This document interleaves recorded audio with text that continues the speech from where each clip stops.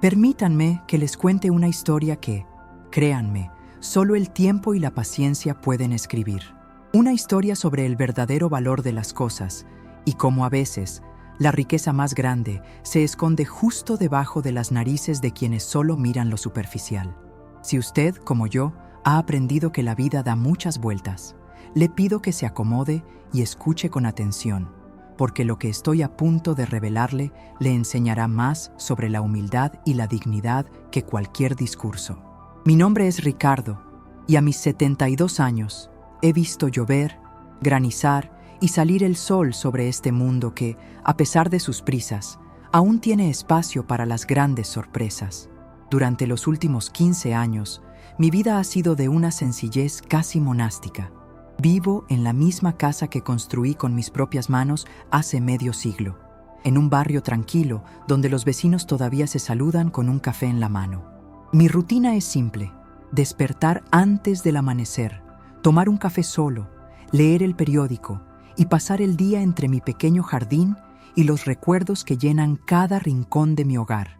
Quien me ve, no ve más que a un anciano común, quizás un poco descuidado, pensarán algunos, especialmente por mi atuendo. Ah, mi atuendo. Aquí es donde empieza el nudo de esta historia. Siempre he sido un hombre práctico, nunca he creído en el lujo ni en el derroche. La ropa, para mí, tiene una sola función: abrigar. Pero hay un par de cosas, mis zapatos viejos, que se han convertido en la comidilla de mi familia, o al menos de una parte de ella. Son unos zapatos de cuero marrón, gastados, con las suelas despegadas por el uso constante y el tiempo. Tienen una grieta notable en la punta del pie derecho que, a decir verdad, me da un poco de entrada de aire cuando camino. Llevan conmigo más de 20 años. Son cómodos, son míos, y son, para mí, un tesoro incalculable por razones que nadie se imagina. Mi hijo, Daniel, es un buen muchacho, trabajador, aunque quizás un poco influenciado por la sociedad moderna que valora más la apariencia que la esencia. Se casó hace 5 años con Sofía, una joven que se ha esforzado mucho por encajar en un mundo de apariencias que yo nunca entendí. Sofía es el motor de esta anécdota. Ella, desde el primer día que me conoció, miró a Daniel, luego me miró a mí y a mis zapatos, y su mirada no era de aprecio. Era una mirada, si soy honesto, de desprecio sutil, una mezcla de lástima y burla que intentaba ocultar con una sonrisa forzada. Para ella, yo era la prueba viviente de lo que su esposo había superado, o peor, la vergüenza que él aún no había logrado esconder por completo. Recuerdo perfectamente la última vez que esto escaló a un nivel incómodo. Fue el domingo pasado, durante el almuerzo familiar. Daniel había insistido en que me pusiera algo decente para la ocasión, pero yo, fiel a mi costumbre, solo me puse mi camisa de cuadros de siempre y, por supuesto, mis inseparables zapatos rotos. Estábamos todos sentados en la mesa, riendo de alguna trivialidad de la semana, cuando Sofía, de repente, interrumpió la conversación con esa risa nerviosa y forzada que solía usar cuando quería ser el centro de atención o, como en este caso, cuando quería dejar una pulla. «Papá Ricardo», dijo, con una dulzura exagerada que me erizó la piel. «No quiero sonar impertinente, pero ¿no cree que ya es hora de jubilar esos dinosaurios?», preguntó, señalando mis pies con la barbilla y un gesto de disgusto apenas perceptible.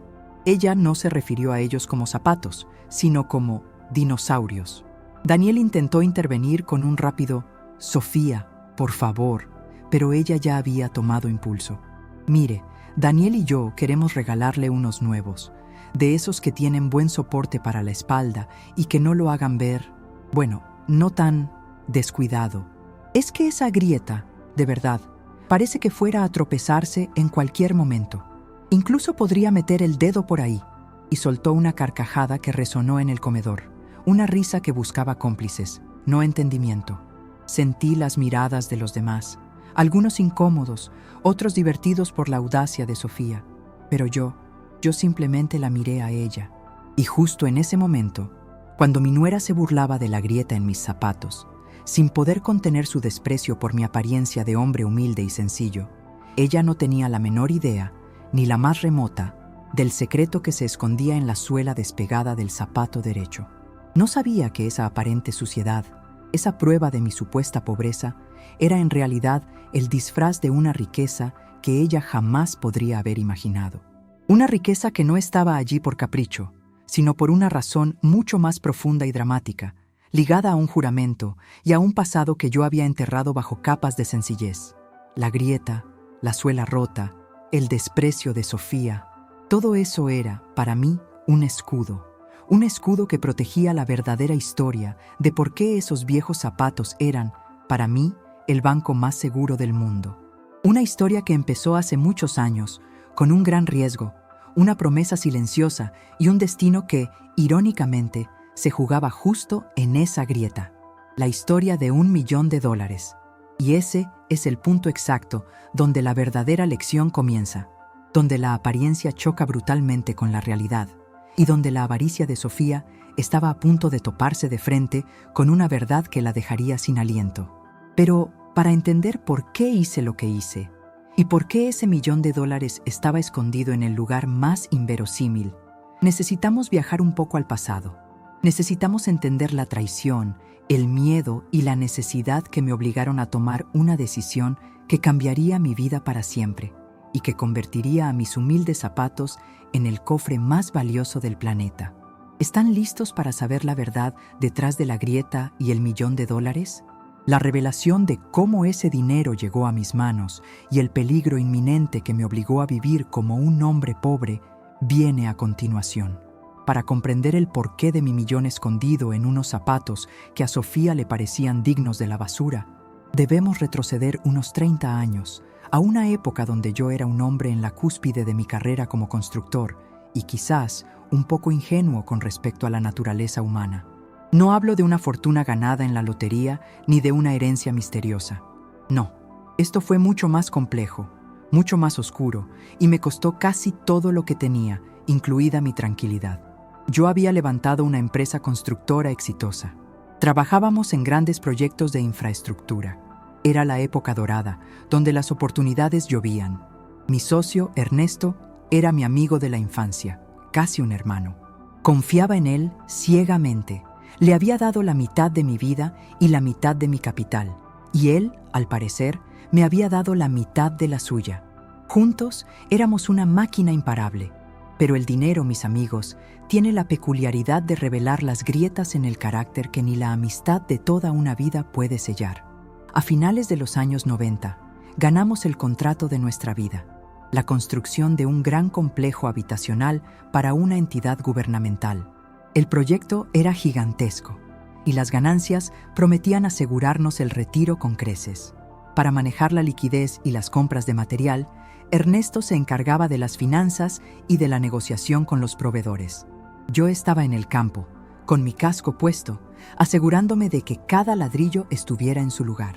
Un día, un proveedor que no conocía se presentó directamente en la obra, buscándome. Me entregó una factura que ya estaba marcada como pagada por una cantidad astronómica de acero que, según mis ojos, no había llegado. Don Ricardo, necesito la confirmación de su pago. Su socio, Ernesto, dijo que no podíamos esperar hasta el final de la semana, que necesitaban el material de inmediato y nos pagó el 50% por adelantado. El problema era que yo sabía que ese acero no existía en nuestra bodega. El proveedor, al ver mi rostro, se dio cuenta de que algo andaba mal. Ahí empezó mi pesadilla. En una investigación silenciosa y desgarradora que duró meses, descubrí la horrible verdad. Ernesto no solo estaba desviando fondos de la empresa de manera sistemática, inflando los costos de los materiales y creando empresas fachada para facturar servicios inexistentes. Estaba dejando la empresa hueca. Cuando confronté a Ernesto con las pruebas, esperando una disculpa, un acto de contrición, lo que recibí fue una amenaza fría como el hielo. Si intentas denunciarme, Ricardo, te hundiré contigo. Tengo cuentas en paraísos fiscales y tú firmas la mitad de los documentos. ¿Sabes lo que pasa con los socios que denuncian a otros? Yo no era un ladrón, pero la forma en que él había manipulado los documentos nos hacía ver a ambos como cómplices. El escándalo público destruiría mi reputación, mi familia y, en esa época, la justicia era lenta y estaba, digamos, muy influenciada por el dinero. Mi objetivo ya no era recuperar la empresa. Mi objetivo era salvar a mi familia de la ruina total y de la vergüenza. Ernesto había logrado desfalcar una cantidad gigantesca, pero había un resquicio. Un pago final que debía recibir la constructora por la última etapa del proyecto. Yo sabía la fecha exacta. En un movimiento desesperado, arriesgando mi propia libertad, ideé un plan que requería precisión, silencio y, sobre todo, una discreción absoluta por el resto de mi vida. Logré interceptar una porción del último pago, el equivalente a $1.000.000, antes de que cayera en las garras de Ernesto y sus cuentas en el extranjero. Era dinero que nos correspondía legítimamente, pero que él habría robado. Era mi botín de guerra, mi seguro de vida. Una vez con el dinero, el pánico me invadió. No podía ponerlo en un banco, porque eso levantaría banderas rojas inmediatamente, y Ernesto me seguiría hasta el fin del mundo para recuperarlo. No podía enterrarlo en el jardín, porque la humedad lo destruiría. Necesitaba un escondite que fuera, paradójicamente, lo más visible e invisible posible. Algo que estuviera siempre conmigo, pero que nadie se atrevería a revisar. Y fue justo ahí, mirando mi vestidor, que mis ojos se posaron en esos zapatos. Los había comprado para la inauguración de la empresa. Eran un símbolo de mis inicios. Rápidamente, con la ayuda de un viejo zapatero de confianza que jamás hizo preguntas, abrí cuidadosamente las suelas.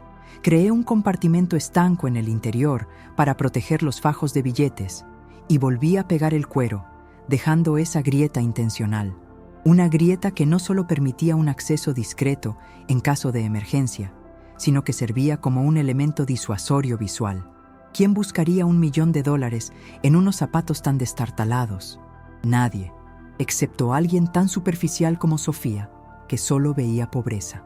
Me fui de la empresa, dejé que se hundiera, acepté la pérdida del resto de mi fortuna y viví estos últimos 30 años en una pobreza elegida, esperando que el rastro de Ernesto y el miedo se desvanecieran. Vivir con ese secreto es como llevar una armadura invisible. La gente te mira con lástima, te ofrece ayuda y nadie, absolutamente nadie, sospecha que estás caminando sobre una fortuna que asegura tu vejez y la de los tuyos. Pero ahora, las burlas de Sofía, su constante insistencia en que yo era una carga o una vergüenza, me habían llevado al límite. Y era hora de que esa verdad saliera de la suela de mis viejos zapatos. La tensión había crecido demasiado. El día de la cena, cuando ella se rió, supe que no podía seguir ocultando mi secreto solo por seguridad. Tenía que hacerlo por dignidad. La revelación que estaba a punto de ocurrir, la caída de Sofía al darse cuenta de lo equivocada que estaba, no solo sería mi venganza, sino una lección de vida para todos. Una lección que demuestra que la humildad, a veces, es la máscara más efectiva para la verdadera grandeza. Pero, ¿cómo se saca $1.000.000 de unos zapatos sin provocar un ataque de nervios a toda la familia? El plan tenía que ser tan sutil como el escondite mismo. El silencio que siguió a la risa de Sofía en la mesa fue denso, cargado de la incomodidad que solo una falta de respeto pública puede generar. Daniel, mi hijo, intentó cambiar de tema, hablando del tiempo o del fútbol, pero la imagen de mis zapatos y la burla de mi nuera seguían flotando en el aire. Sentí el calor subir a mi rostro, no de vergüenza, sino de una determinación fría y absoluta. Había llegado el momento de desvelar el truco, de mostrar la carta que llevaba escondida en la manga y, más importante aún, en la suela. «Sofía», dije, y mi voz era pausada, sin un ápice de enojo, lo cual pareció descolocarla. Ella esperaba una queja, una defensa, algo que le diera combustible para seguir, pero solo encontró calma. «Tienes razón, tienes toda la razón del mundo». La mesa entera me miró. Daniel parecía aliviado de que yo estuviera cediendo a la presión, pero yo sabía que ese alivio duraría poco. Sofía, con una sonrisa de suficiencia, asintió, pensando que había ganado la batalla de las apariencias. «Sí, estos zapatos están viejos», continué, inclinándome un poco y señalando la notoria grieta en la punta con una mano temblorosa.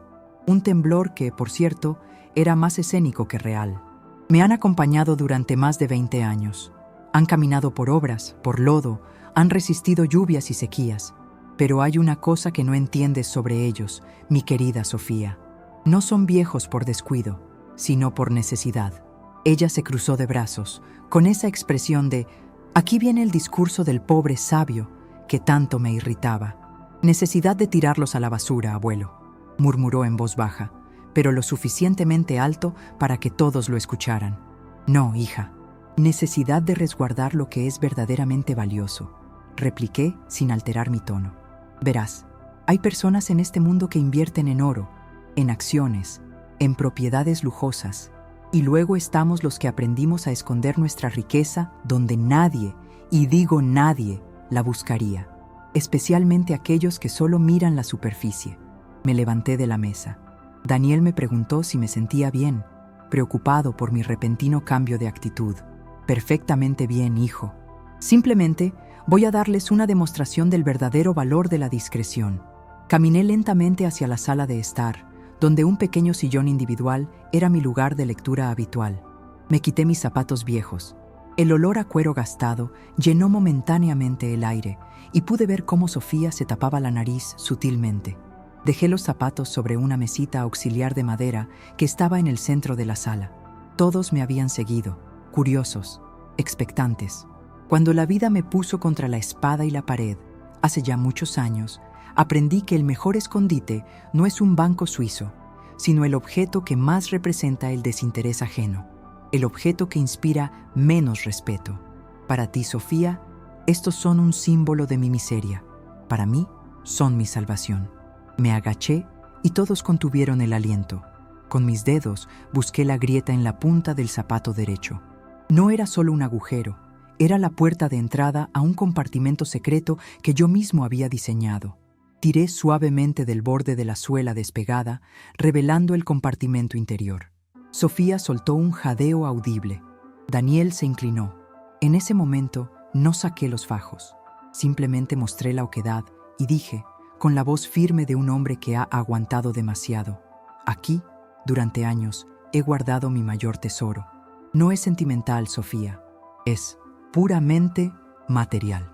Ahora sí, con la calma de quien saca una servilleta, metí la mano y extraje el primer fajo de billetes, envuelto en un plástico protector. Era un fajo grueso, marcado por un sello bancario que indicaba que contenía $10,000. El silencio que se instaló fue sepulcral. Se podía escuchar la respiración agitada de Sofía. Sus ojos estaban fijos en el dinero que parecía brillar bajo la luz de la lámpara. Saqué el segundo, luego el tercero, y los coloqué sobre la mesita de madera. Eran $100,000. La incredulidad se había pintado en el rostro de Daniel, mientras que el de Sofía había pasado del desprecio a una avaricia desenfrenada. «Este es solo un pequeño ejemplo», dije, observando sus reacciones con satisfacción. «Pero como sé que la cantidad es lo que importa para algunos, les aseguro que el resto de mi plan de retiro, está aquí». Metí la mano en el zapato izquierdo, idénticamente modificado, y extraje aún más fajos, apilándolos uno sobre otro en la mesa. La montaña de billetes crecía, y con ella, el pánico y la sorpresa en la habitación. «Lo que tanto te molestaba, Sofía», finalicé, señalando la grieta en el zapato que me había servido de banco. Era la protección perfecta para $1,000,000. Dinero legal, ganado con mi sudor y escondido aquí para evitar caer en las manos de un ladrón que buscaba en los sitios equivocados. Te burlaste de mi apariencia, sin saber que tu suegro, el hombre descuidado, tenía más seguridad y liquidez en un par de zapatos rotos que tú en tu cuenta bancaria. Y esta lección, mi querida, es invaluable. La humillación de Sofía era palpable, pero más allá de eso, en sus ojos se encendió una chispa peligrosa: la codicia. Y yo sabía que ese millón, recién revelado, traería consigo una nueva ola de problemas que requerirían de una estrategia aún más astuta para proteger lo que era mío. El verdadero juego de la fortuna acababa de empezar, y Sofía era ahora mi principal adversario. La pregunta ahora era, ¿cómo reaccionaría ella al ver su avaricia tan al alcance de la mano y cómo la usaría yo a mi favor? La reacción inmediata de Sofía al ver la pila de fajos sobre la mesa fue un estudio fascinante en el derrumbe de la vanidad. Su rostro se descompuso. La burla se transformó primero en shock, luego en una especie de pánico, y finalmente en un brillo voraz que conocí bien por haberlo visto en mi ex-socio, Ernesto. Era la codicia en su estado más puro, una enfermedad que se había apoderado de su mirada. Daniel, en cambio, estaba aturdido, incapaz de articular palabra, su mente luchando por conciliar la imagen del padre sencillo con la montaña de dinero. «Papá, ¿$1 millón? ¿Todo este tiempo?» Daniel apenas podía susurrar. «Todo este tiempo, hijo», confirmé, mientras volvía a sentarme, dejando la evidencia de mi riqueza oculta a plena vista. «Y no es solo el dinero, Daniel. Es la seguridad, la paz mental de saber que, mientras la gente me despreciaba por mi aspecto, yo estaba a salvo. Estaba fuera del radar de la ambición ajena y de la ley en caso de que Ernesto intentara algo». Sofía finalmente encontró su voz, pero ahora su tono había cambiado de la condescendencia a una adulación repentina y nauseabunda. «Ricardo, papá Ricardo, pero esto es maravilloso, no tenía idea, eres un genio, qué inteligencia». Es el escondite perfecto, de verdad. Se acercó a la mesa, sus manos temblaban y tuvo que contenerse visiblemente para no tocar la pila de billetes. «Pero esto no puede seguir aquí, ¿verdad? Es peligroso, es papel, podría incendiarse o le podría pasar algo a los zapatos. ¿Por qué no lo ponemos en un lugar seguro? Un banco privado. Yo conozco excelentes gestores de patrimonio». Ahí estaba, el anzuelo, lo que yo había predicho. La avaricia ya no era una chispa, sino un incendio incontrolable. Ella no estaba preocupada por mi seguridad, sino por la posibilidad de acceder a esa fortuna, de gestionarla y, por ende, de controlarla. «Gracias por tu preocupación, Sofía», respondí con una sonrisa que no llegó a mis ojos. «Pero como puedes ver, mis dinosaurios han demostrado ser mucho más seguros que cualquier banco. Los bancos tienen comisiones, burocracia, y además, si el dinero está en mi cuenta, mi ex-socio podría rastrearlo. Aquí, en mi casa, en mis zapatos, está a salvo y es completamente ilocalizable». Daniel, que finalmente estaba saliendo del shock, intervino con más sensatez. «Papá, tiene razón. Al menos deberíamos ponerlo en una caja fuerte. O dividirlo. ¿Por qué no nos das una parte para que lo invirtamos por ti? Algo discreto, claro. Podrías comprar esa casa de campo que siempre quisiste». Mi hijo, a diferencia de su esposa, actuaba por el afecto genuino y la preocupación por mi bienestar, pero incluso en él se notaba la seducción del dinero fácil.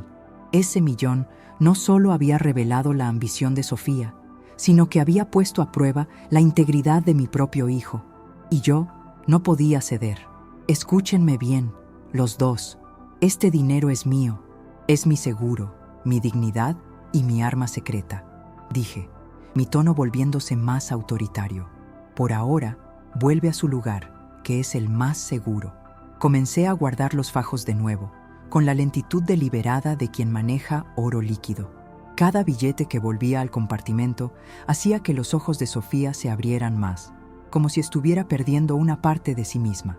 Cuando los zapatos volvieron a estar cerrados, sellados por su grieta y su aspecto miserable, me los puse. La demostración había terminado. «Lo que acaban de ver», les dije, volviendo a la mesa con mis dinosaurios calzados, «es una información confidencial. Si este secreto sale de esta habitación, no solo yo estoy en peligro, sino toda la familia. Mi vida de pobreza me protege, pero la tuya, Sofía, tu reputación, tu estilo de vida, todo eso es una vulnerabilidad». Mi advertencia era clara. El silencio era el precio de su conocimiento, pero sabía que la avaricia no escucha a la razón. Sofía pasó el resto de la tarde notablemente callada, pero sus ojos no dejaban de mirar mis pies. La burla había desaparecido, reemplazada por una admiración forzada y un cálculo constante. Intentaba ser más amable, me ofrecía café, me preguntaba si necesitaba algo. Era un cambio tan drástico y falso que resultaba obvio. Entendí que acababa de crear un guardián silencioso y, a la vez, una amenaza inminente en mi propia casa. Sofía ahora estaba obsesionada. No se detendría hasta que encontrara la manera de sacar ese millón de mis zapatos. Yo sabía que ella iba a intentar algo y tenía que estar un paso adelante.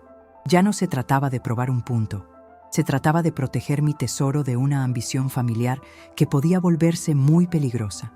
La humillación de Sofía se había transformado en un plan de ataque y yo debía prepararme para la defensa, usando, irónicamente, la misma sencillez y discreción que ella tanto despreciaba. La lección de humildad había fallado en mi nuera. Había sembrado la semilla de la codicia en su corazón y ahora tenía que cosechar las consecuencias. La siguiente etapa de mi estrategia no sería de revelación, sino de manipulación. Tenía que usar el $1.000.000 no solo como un seguro, sino como un cebo para probar hasta dónde estaba dispuesta a llegar Sofía por la riqueza. ¿Cuál sería el primer movimiento de ella y cómo le daría yo jaque mate? Eso es lo que estaba por ver, y la respuesta residía, una vez más, en mis viejos y fieles zapatos. Tal como lo había previsto, la calma después de la revelación duró menos que un suspiro. En los días siguientes, Sofía se convirtió en mi sombra. Ya no era la nuera distante y despectiva, ahora era la nuera excesivamente atenta. Venía a visitarme sin avisar, traía postres que nunca antes me había ofrecido, y sus ojos, sus inquietantes ojos, siempre regresaban a mis pies. Ella fingía preguntar por mi salud, pero la pregunta real estaba en el aire. «Ricardo, ¿dónde están los zapatos? ¿Siguen con el dinero?» Yo jugaba mi papel a la perfección. Me quejaba de dolores de espalda, de la edad, de la soledad. Me aseguraba de que, cada vez que ella viniera, yo estuviera usando mis zapatos. Incluso cuando estaba en el sofá, leyendo el periódico, los mantenía puestos. Era un juego psicológico, mantener el tesoro a la vista, pero inaccesible. Una tarde, me hizo la pregunta de forma indirecta, con una sutileza que, para su desgracia, yo había aprendido a detectar en los años de negociaciones empresariales. «Papá Ricardo», me dijo, mientras me servía un té de hierbas que yo no le había pedido. «Daniel y yo estábamos hablando, y pensamos que sería bueno que usted hiciera un viaje. No sé, unas vacaciones en la costa. Debería descansar, disfrutar su vejez». La oferta parecía inocente, pero sabía que era la carnada. Ella buscaba la oportunidad para que yo dejara la casa y, crucialmente, para que dejara mis dinosaurios desatendidos. «Qué amables, hija. Pero sabes que me gusta mi rutina», respondí, dando un sorbo al té y asegurándome de que ella me viera cruzar las piernas, con la suela desgastada mirando hacia ella. Además, ¿quién cuidaría de mi casa y de mis pertenencias? No me gustaría que algo importante se perdiera mientras estoy fuera. Ella captó el mensaje. Su rostro se tensó por un segundo, frustrada. «Oh, no se preocupe por eso. Nosotros vendríamos y nos quedaríamos aquí. Sería como cuidar de la casa de campo, pero en la ciudad. Así usted tiene paz mental». «No, Sofía, te agradezco mucho, pero no. Este viejo prefiere estar cerca de sus cosas». La rechacé categóricamente y pude ver la semilla de un plan más audaz germinando en su mirada. La sutilidad no había funcionado. Ella iría por el camino directo. Mi anticipación se hizo realidad la noche siguiente. Daniel me llamó, con la voz llena de preocupación. «Papá, Sofía está muy alterada. Dice que debemos llevarte al médico inmediatamente, que te vio muy pálido hoy y que tienes que hacerte un chequeo completo. Dice que la edad no perdona». «¿Y qué tiene que ver eso contigo, Daniel?», pregunté, fingiendo confusión. «Ella dice que deberías quedarte en nuestra casa mientras te recuperas, para que podamos cuidarte mejor. Y así no tienes que preocuparte por nada». La trampa era evidente. Llevarme a su casa, alejarme de mi propio dominio e inevitablemente obligarme a dejar mis zapatos incómodos atrás. Querían el acceso a la casa y específicamente al lugar donde yo solía quitármelos. «Dile a Sofía que estoy muy bien, hijo. Si me siento mal, llamo al doctor de mi barrio. Y dile que no se preocupe por mi comodidad. Mis zapatos, aunque viejos, son los más cómodos que tengo». Enfaticé intencionalmente la palabra zapatos. Daniel, que no conocía el verdadero alcance del plan de su esposa, se disculpó, frustrado por la obsesión de Sofía. Pero yo sabía que ella no se rendiría con una simple negativa. La presión aumentaría. Y así fue. A la mañana siguiente, me preparé para mi paseo matutino. Al abrir la puerta principal, encontré a Sofía parada allí, con una gran sonrisa y un tono excesivamente dulce. «Hola, papá Ricardo. Justo pasaba por aquí y quería asegurarme de que estaba bien. Vi que sus zapatos están tan sucios por el paseo de ayer que pensé, déjeme limpiárselos, así usted no tiene que agacharse. La oferta era absurda, una violación de mi espacio personal. Limpiar zapatos rotos que contienen $1.000.000. Era el intento más descarado hasta el momento. No, Sofía, gracias, yo me encargo, le dije, protegiendo mi espacio.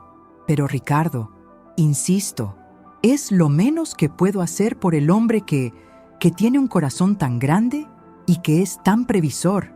En ese momento, tuve que actuar. Tenía que darle el cebo para que cayera en la trampa que yo había preparado.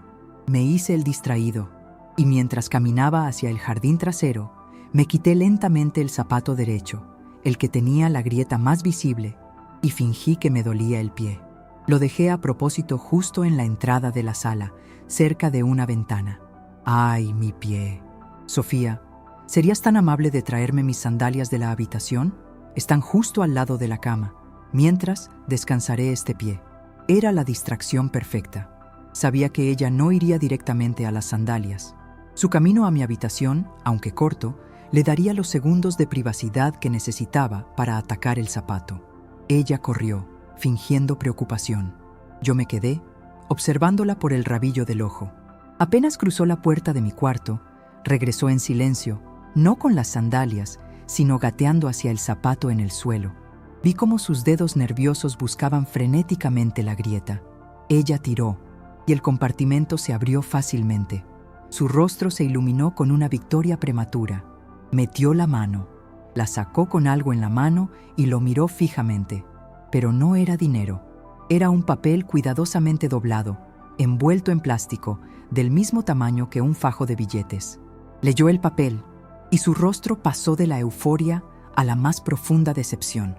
En el papel, en mi propia letra, había una sola frase, escrita en tinta roja. El dinero no está aquí. La trampa estaba tendida. Yo había vaciado los zapatos hacía una semana, anticipando su movimiento. Ahora era el momento de mi regreso triunfal. Pero la verdadera revelación, lo que ella sacó del zapato y el porqué de mi mensaje, era la parte crucial de esta lección. Cuando Sofía leyó la nota, su cuerpo se quedó petrificado, arrodillada junto al zapato. La euforia de su intento de robo se evaporó, reemplazada por la rabia y la humillación. Apretó el papel en su puño, y cuando levantó la cabeza, su mirada era la de una fiera atrapada. Ella sabía que había sido descubierta, que había caído en una trampa que yo había tendido con la precisión de un maestro ajedrecista. «¿Qué significa esto, Ricardo?», gritó, su voz aguda y rota por el fracaso. «¿Dónde está? Tú lo dijiste que estaba aquí». En ese momento salí de la cocina donde me había escondido y me acerqué lentamente a ella, cojeando de manera exagerada. La confrontación había llegado a su punto más álgido. «Significa, mi querida Sofía», le dije, con la misma calma que usé al inicio de esta historia, que el verdadero valor de la riqueza no está en la cantidad de billetes, sino en la discreción y en la capacidad de prever la ambición de los demás. Ella se levantó de un salto, roja de ira. «Me humillaste delante de Daniel. Me hiciste venir aquí para robar $1 millón que ni siquiera estaba. Esto es maldad». «No es maldad, Sofía. Es una lección, la más costosa que habrías podido recibir sin perder tu libertad», corregí, señalando el zapato vacío con el bastón que a veces uso. «Cuando te burlaste de mí y de mis zapatos, te burlaste de la humildad. Cuando te mostré el dinero, pensé que entenderías que la verdadera seguridad estaba en la apariencia, pero no. Tú solo viste la oportunidad de volverte rica a costa de un anciano». Le mostré el papel que ella había arrugado. «Yo vacié estos zapatos la misma noche que te mostré el dinero. Sabía que ibas a intentar esto. ¿Crees que un hombre que ha evadido a la mafia y a un ex socio ladrón por 30 años iba a dejar su seguro de vida en el suelo para que tú, una principiante en la codicia, lo tomaras? No subestimes a tu suegro». En ese instante, Daniel entró por la puerta principal, alarmado por los gritos. Al vernos, a Sofía furiosa con un papel en la mano y a mí, calmado pero firme, supo que algo grande había sucedido. «¿Qué está pasando aquí? ¿Por qué estás gritando, Sofía?». Sofía intentó recuperar la compostura, balbuceando una excusa sobre el té, pero yo no se lo permití. Dile la verdad, Sofía. Dile a tu esposo lo que estabas haciendo arrodillada al lado de mis zapatos rotos. Ella se quedó muda. Daniel miró el zapato con la suela levantada y luego miró el papel en la mano de Sofía. El entendimiento le golpeó con una fuerza visible. Ella estaba buscando el dinero, Daniel. Estaba intentando robarme, dije directamente. Ella te estaba usando, a ti y a mi supuesta fragilidad, para acceder a mi seguro de vida. ¿Crees que si te hubiera contado su plan, habrías estado de acuerdo, hijo? Daniel, mi noble hijo, se quedó mirando a su esposa con una decepción que era más hiriente que cualquier grito. Sofía, ¿es verdad? ¿Estabas intentando quitárselo? La vergüenza hizo que Sofía finalmente se quebrara. Necesitamos ese dinero, Daniel. Tú quieres ese dinero. No podemos permitir que se pierda. Yo solo estaba asegurándolo para ti, Sofía, exclamó Daniel. Su reacción fue lo que yo había esperado. La honestidad y el afecto hacia su padre prevalecieron sobre la codicia. Papá no necesita que le robes. Tú te burlaste de sus zapatos y ahora has intentado robarle de la manera más baja. Papá, lo siento mucho. Yo no sabía nada de esto. Lo sé, hijo. Y es por eso que la lección no es solo para ella, sino para ti. El dinero, una vez que se revela, saca lo peor de las personas que te rodean. Por eso lo mantuve en secreto. Finalmente, saqué mi celular y marqué un número. Para que lo sepan, dije, hablando por el altavoz. Hace 2 días hice una transferencia a una cuenta a nombre de Daniel. No es todo el millón. Es una parte, suficiente para pagar su hipoteca y darle tranquilidad, sin que se vuelva loco. Hablé con la mujer que me atendió, confirmando la transferencia. El resto, mi verdadero retiro, está ahora en un fideicomiso seguro, donde nadie, ni siquiera ustedes, podrá tocarlo mientras yo viva. Me quité el zapato y se lo lancé a Sofía. Puedes tirar el zapato si quieres, Sofía. Ya no tiene valor. Y la lección final es esta, finalicé mirando a ambos. El día que me di cuenta de tu desprecio por mi apariencia, no solo me di cuenta de tu superficialidad, sino de que no eras digna de mi confianza. El $1.000.000 que viste no fue una oferta, fue una prueba. Y reprobaste, Sofía. Reprobaste la prueba de la humildad, la dignidad y la lealtad familiar. Me senté. La confrontación había terminado. Sofía, derrotada y expuesta, salió de la casa sin decir una palabra más. Daniel se quedó, pidiendo perdón en su nombre y en el de la familia. Mi historia, amigos, es una advertencia. La riqueza verdadera es la que nadie ve, la que te da libertad sin ponerte en peligro. No dejen que la apariencia externa los engañe. El verdadero tesoro de un hombre no está en lo que muestra, sino en lo que esconde con astucia. Mis zapatos rotos me dieron $1.000.000 en seguridad. ¿Qué les está dando su vanidad? Piensen en eso. Y recuerden, la humildad es la armadura más costosa que existe.